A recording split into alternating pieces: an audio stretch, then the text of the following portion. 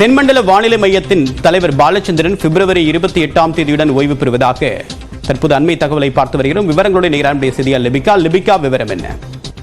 தேவப்பிரியன், இந்திய வானிலை ஆய்வு மையத்தின் தென்மண்டல தலைவர் பாலச்சந்திரன் வருகின்ற பிப்ரவரி 28ஆம் தேதியுடன் ஓய்வு பெறுவதாக தற்போது தெரிவிக்கப்பட்டிருக்கின்றது. 2018ஆம் ஆண்டு ஆகஸ்ட் மாதம் 1ஆம் தேதி இந்திய வானிலை ஆய்வு மையத்தினுடைய தென்மண்டல தலைவராக பதவியேற்றார்.